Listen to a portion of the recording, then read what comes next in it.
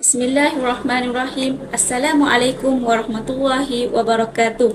Nama saya Nur Amalin Khalilah binti Muhammad Suhaimi, nombor matrik 079101, merupakan pelajar diploma pasca siswazah pendidikan sesi 2023-2024. Di dalam video ini, saya ditugaskan untuk mengulas sebuah artikel bagi tugasan subjek sekolah dan masyarakat. Tajuk artikel yang saya pilih ini ialah isu dan cabaran pembelajaran secara maya semasa pandemik COVID-19. Artikel ini dibincangkan di dalam persidangan antarabangsa Sains Sosial dan Kemanusiaan kali ke-7 secara dalam talian pada 22 dan 23 Jun 2022. Artikel ini ditulis oleh 4 orang penulis, iaitu yang pertama, Saudari Siti Nur Fatimah binti Abdul Rashid dari Fakulti Pengajian Quran dan Sunnah dari Universiti Sains Islam Malaysia. Penulis yang kedua ialah Saudari Nabihah Solehah binti Abdul Malik dari Fakulti Pengajian Quran Sunnah juga dari Universiti Sains Islam Malaysia. Seterusnya, Saudari Nur Elisa Husna binti Muhammad Roslan juga dari Fakulti Pengajian Quran dan Sunnah dari Universiti Sains Islam Malaysia. Dan yang terakhir ialah Profesor Madya Dr. Said Najimuddin bin Said Hassan juga dari Pengajian Quran dan Sunnah dari Universiti Sains Islam Malaysia. Objektif kajian ini dijalankan adalah untuk mengenal pasti masalah yang dihadapi oleh para pelajar sepanjang pembelajaran secara atas talian serta mengenal pasti langkah proaktif yang boleh diambil bagi memastikan proses pembelajaran dapat diteruskan walaupun semasa berlakunya pandemik COVID-19. Kajian di dalam artikel ini menggunakan kaedah atau metodologi kajian secara kuantitatif dengan menggunakan borang soal selidik atas talian bagi menjawab persoalan dan objektif kajian.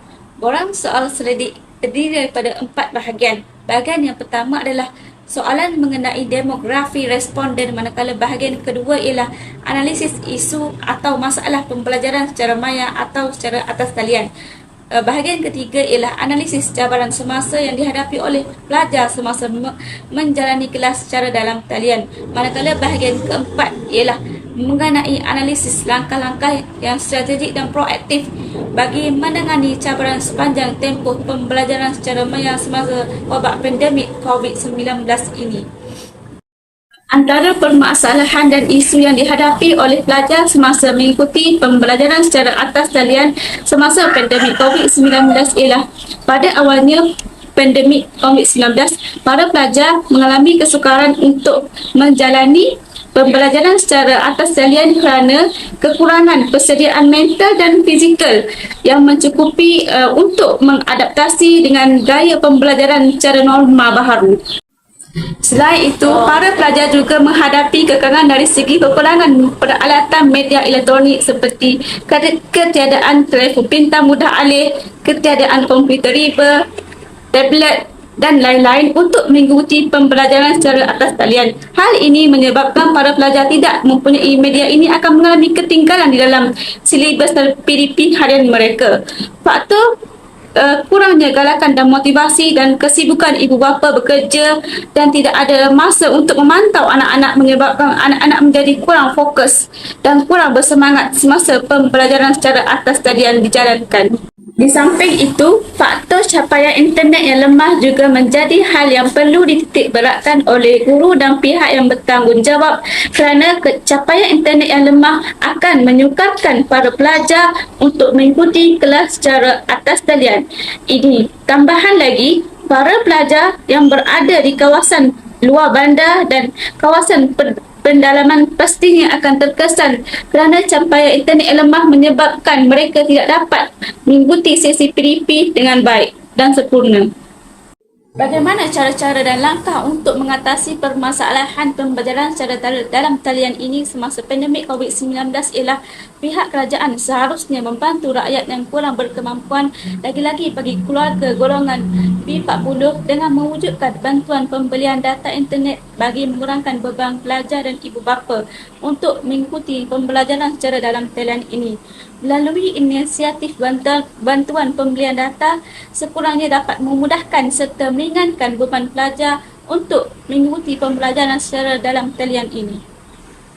Selain itu, dorongan semangat dan galakan yang berterusan daripada pihak sekolah dan institusi pendidikan haruslah sentiasa dititik beratkan kepada para pelajar walaupun mereka menghadapi kekangan dari segi tempat dan keadaan yang tidak selesa, sebagaimana mereka berada di dalam kelas biasa. Pihak sekolah dan guru-guru juga haruslah cakna dan prihatin tentang keperluan para pelajar semasa sesi PDP atas talian agar para pelajar boleh menumpukan sepenuh perhatian dan bersemangat untuk mengikuti pembelajaran di dalam atas talian ini.